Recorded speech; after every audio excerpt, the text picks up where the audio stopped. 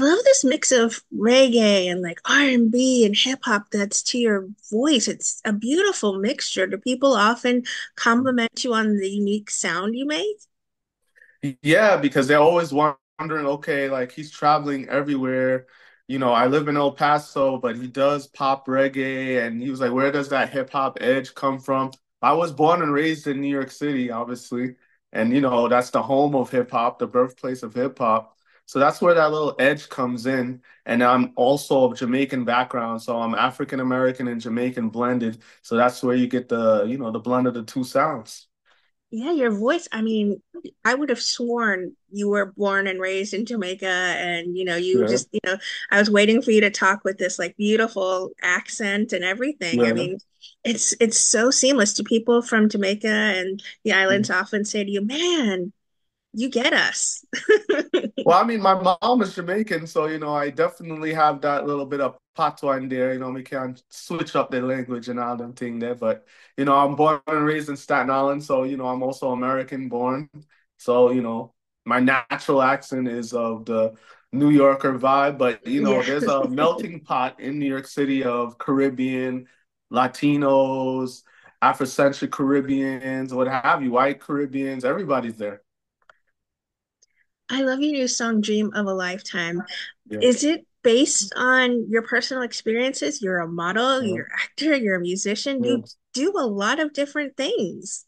Yeah. Are you It living is. dream of a lifetime? I'm living my dream because I'm living my dream. I'm still doing it. I'm still passionate about music and entertainment. And that's my dream of a lifetime, just doing what I love and I'm still able to do it. And just being here and healthy and, vibrant about my music and my song. Right now, I'm in Toronto, Ontario, and this is where the song Dream of a Lifetime took, like, this is the birthplace of Dream of a Lifetime because I love Toronto so much because it has the Caribbean culture here. I did just get my sound and my vibe. And I shot the music video here as well in the summertime. I was gonna say, how does the music video connect with the song that you make? You're sort of in this ethereal way. You are living, like you're Yeah. you're talking about what you've manifested. Yeah, I mean, like, I lived here in 2019 and 2020, like a little bit, or like during the pandemic and before the pandemic, right? And I wasn't able to find certain producers here at that time, but now I got linked to the right producers. I'm working with David Strickland, who works with Drake and a lot of the other people, a lot of these other Grammy nominated and Juno nominated artists. And I'm working on 4 records with him. And I worked with another young Billboard topping producer named Poetic Justice. And he's actually 19 years old, but he's from Toronto. And he actually produced the beat to The Dream of a Lifetime, and I wrote to it.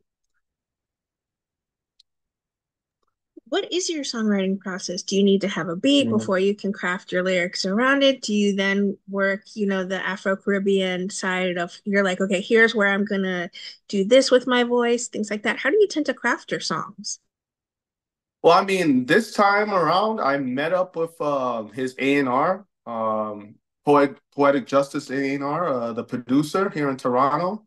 And he showed me a lot of different beats, different Afro beats kind of vibe and pop vibes. And when I heard this, I was like, yo, this is the perfect song. So I took it, I waited a few days to write to it. I wrote to it, came back, we jumped in the studio here in Toronto at Link Studio. And then we started with the chorus, the hook. Then we went into the verses, and it was just a few hours, and then the rest is history. How hands-on are you when it comes to the production side of the music that you make? How's it done? What do you mean? I know, how Explain. hands-on are you? Like what part of the production do you say, okay, I think I want a little more 808 here, or I need a little bit more Yeah. vibe over here with a guitar beat? How hands-on do you get when it comes to production? Well, I am definitely hands-on, especially during this new material that I'm releasing in the last year or two.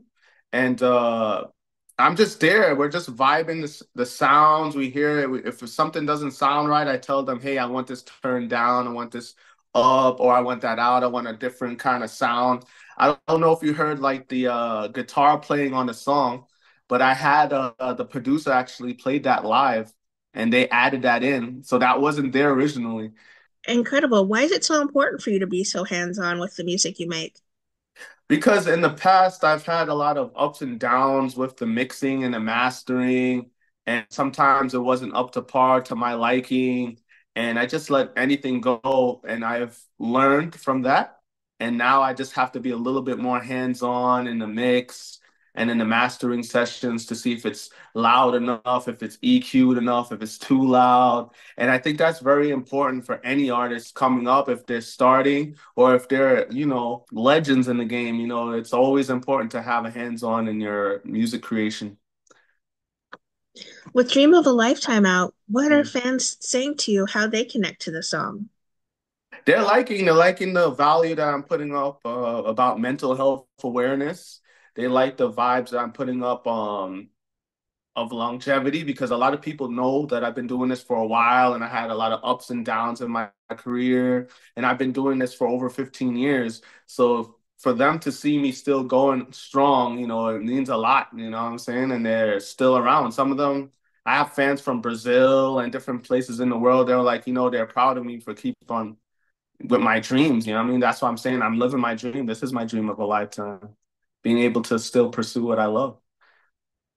I think you might have hinted at it a little bit, but is there a full album or an EP in the works coming soon? Yeah, this is only part of a larger project because I've been coming here to Toronto for the last, let's say, over the last 6 months. I started coming here from maybe even longer than that, from April of this year, doing media runs. And I've been in and out of the studio, shooting videos, shooting different things, content, um, just the whole shebang, just working on a project. So I have a lot more songs in the works from people here and yeah, people are in for it. They're gonna get the greater sound, the bigger production credits, bigger producers that worked with more legends and stuff like that, and got the Billboard charting vibe. So I'm excited, and they should be excited.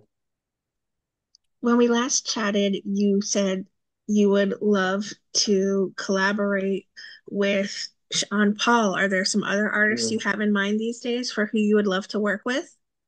Wow, I think I would love to work with The Weeknd or a Drake or a Busy Signal. There's so many others that are coming up. She's a Sway Lee, maybe, Ooh, you that would be know. a good one. Yeah, people that are in this kind of crossover vibe, this pop crossover sound. And yeah, Nige Boy, that's another one. That's actually he's a blind Jamaican dancehall artist, and Cool. he's from New York as well. And he just got two big, huge hits, and I would love to work with him as well. What would you like to say then to everyone who are fans and supporters of the wonderful music that you make? Well, I just want to let them know just to keep pursuing their dreams, their goals, never give up because it's a long ride. But if you stay consistent and persistent in all your goals and dreams in life, they can come to reality and fruition. Dreams of a lifetime can come true. Yeah, anything's possible.